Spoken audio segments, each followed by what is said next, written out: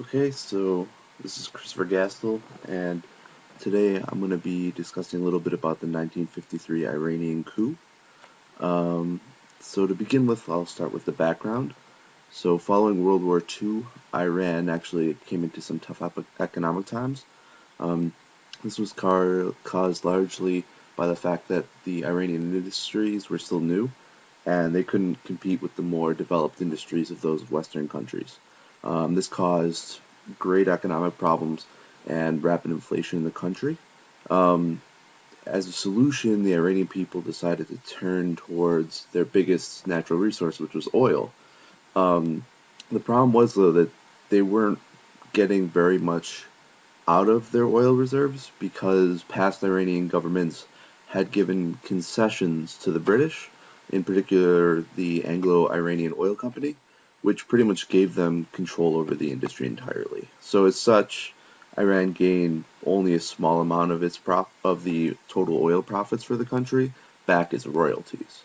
Um, in an attempt to fix this, the Iranian government began negotiations with the Iranian or the Anglo-Iranian Oil Company. I'll just call it the AIOC from now on because it'll be faster. Um, in an attempt to get fair oil concessions. The problem is that the AIOC really had all the power in this situation due to past concessions. So instead of bowing to the terms given by the Iranian government, they just offered their own supplemental agreement, which, though better, was nowhere near like a fair profit sharing. As such, even though the terms were rarely very unfavorable to the Iranian government, the conservative powers in the government still decided to accept it. Um, and this actually proved widely unpopular in the populace. Uh, and it actually led to, in the next election, a takeover of the Majlis, which is Iran's legislative body, by the National Front Coalition, who supported nationalizing Iran's oil industry in order to free it from the British control. The National Front, after gaining power, appointed its leader, Mohammad Mossadegh, as the new prime minister, and it then passed legislation which nationalized the oil industry in 1951. Um, so here's a little bit about Mossadegh. Mossadegh was the leader of the National Front, as I stated before, and the National Front was really a nationalist party that supported that was supported by the middle class. Um, Mossadegh was famed for his strong political principles. He was considered incorruptible in a very corrupt system, and he had a great desire to reform the country. And as prime minister, he really attempted to limit the power of the Shah, who's Iran's monarch, the courts, the military, and a lot of the other old guard sort of powers, and tried to instate more democratic power structure in Iran. So as such, he was kind of seen as a symbol of democracy in the country. Um, so in response to the nationalization of the oil industry, obviously Britain was mad because they were going to lose all of their stake in it. So the first thing they did was they tried to take it before the International Court at The Hague. Um, the thing is that the International Court, though, ruled in favor of Iran. The reason being that Iran had offered Britain uh, to pay reparations for any losses to the British. And so, as such, the court ruled that it didn't have any jurisdiction because it just came down to Iranian law, as there was no actual international like breaking of contract or anything like that. Um, Having lost the court battle, the British then decided to orchestrate an international boycott of the Iranian oil, and they actually enforced this by blockades of gunboats around Iran. This resulted in an immediate loss of oil revenue for Iran, with only a few blockade runners being able to do any real business. Um, and it did major damage to the Iranian economy and created a crisis in the country, both social and political. It has so much money coming into the economy came from the oil industry, it really collapsed most of the other sectors of the economy. Um, One thing that happened that was surprising for Iran is that the United States had long supported Iran in its attempts to get better oil concessions, and so as such, Mossadegh and most Iranians had expected the United States to support Iran in the conflict. But instead, the American oil companies backed the boycott led by the AIOC, And American government itself even refused to give Iran a loan, which it had previously promised Mossadegh, which was especially painful as Iran really needed the aid at the time. Um, this led to what I would call the failed coup. This is the first part of the coup itself. And what pretty much happened is the United States and Britain decided that the best way to end the nationalization conflict was to remove Mossadegh from power. Um, their first plan was that they were going to support the Shah and have him dismiss Mossadegh and then replace him with the Shah's favorite, General Sahidi. The problem that happened is that there was delays in communication between General Sahidi, the Shah, and the Americans and British. And this resulted in Mossadegh getting word of the coup, and he was thus able to thwart it, forcing the Shah to flee the country, lest he be, arrested. Um, in response to this attempted coup, actually, though, there was a lot of anti-royalist rioting, especially due to Mossadegh's great popularity in the country. The CIA, though, responded very quickly and capitalized on this. The way they did this was actually kind of brilliant. Um, they started hiring crowds to chant communist slogans, kind of pretending to be part of the Communist Tudeh party in Iran. Um, and then they had the American ambassador ask Mossadegh to quell the communist rally.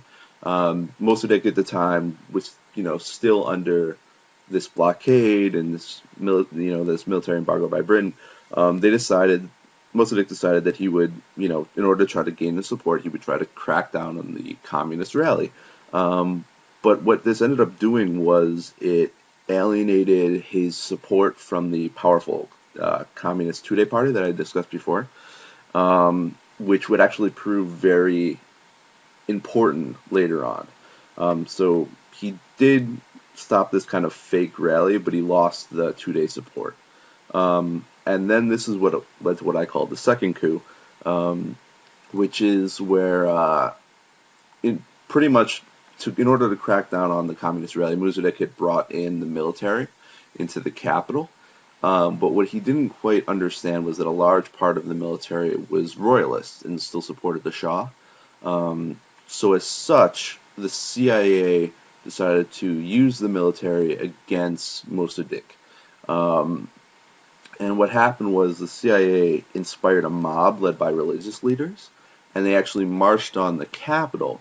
And instead of the military blocking them and defending the capital, the military actually joined the mob and surrounded the government compound. Now, the only people that were powerful enough to probably stop a mob like this would have been the Tudeh. They had really large support in the country, but as they had already been alienated by Mossadegh earlier, they didn't come to his aid at all, and so thus Mossadegh had no way to escape. He was arrested, and the Shah actually returned to the country and came into power as an absolute monarch. Mossadegh himself, as I stated, was only sentenced to 3 years in prison, partly because of his he did a brilliant defense of himself in trial, but he did spend the rest of his life under house arrest. Um, so here's just a picture of him being arrested, and it really became kind of a spectacle, his arrest. But this brought in the next part is the reign of the Shah, which is Mohammad Reza Shah Pahlavi. Um, his reign, in direct opposition to the reformist Mossadegh, he was very, oppressive, and there was a lot of corruption in his reign. Some of the things that stand out really strongly against him is that there was accounts of thousands, even hundreds of thousands, being imprisoned, mainly on political grounds, and there were a lot of testaments by people in prison that they were tortured, starved, treated in inhumane ways. Also, the Shah did a lot to dismantle all the opposition groups against him. The National Coalition started to kind of fall apart after the arrest of Mossadegh and other main leaders. But even then, he went through and he arrested a lot of minor members, and he actually executed 2 critics of his that were in the National Front. And even worse was the other major party that I talked about earlier, the Tudeh. They were systematically hunted down effectively. I mean, there was like over 3,000 arrests, loads of executions, like most of them public. So he really did a lot to crush anybody who would be able to oppose him. And one of the other things that he did to cement his reign was he created a secret police force called the Savak.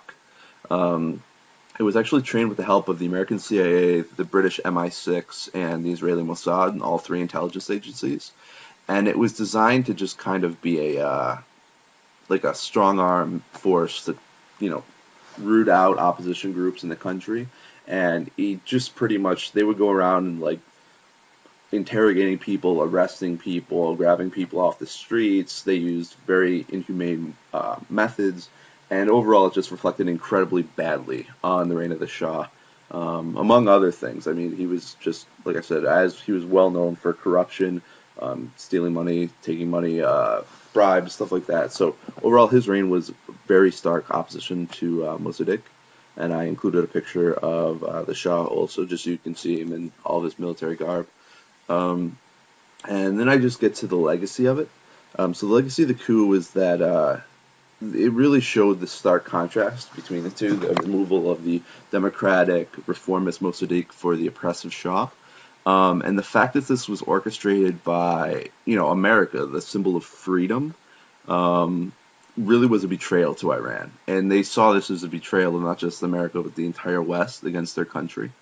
It was just hypocrisy to them that, you know, these people that preach democracy for all, blah, blah, blah, would be just denying it to them. And following the coup, the West really was viewed by Iran as an imperial threat and was not to be trusted.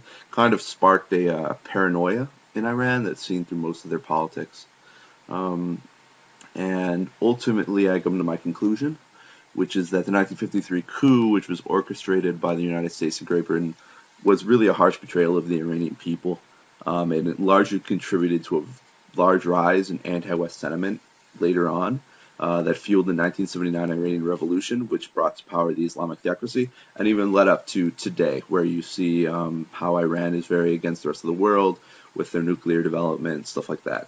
So overall, I mean, I feel like the Iranian coup was a major historic event, and it really led up to a lot of the events that happened over the next 50 years, at least, and probably going into the future. So that's about it for me. If you have any questions, you can obviously try to comment on my video, either on Edmodo or even on YouTube. Thanks for your time.